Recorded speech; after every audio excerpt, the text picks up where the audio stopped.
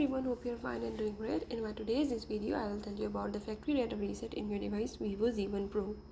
So if in this device, if you want to do the factory data reset, or if you want to wipe up all the data, like you want to erase the complete data from your device, you can easily do it just by following few steps as I will tell you.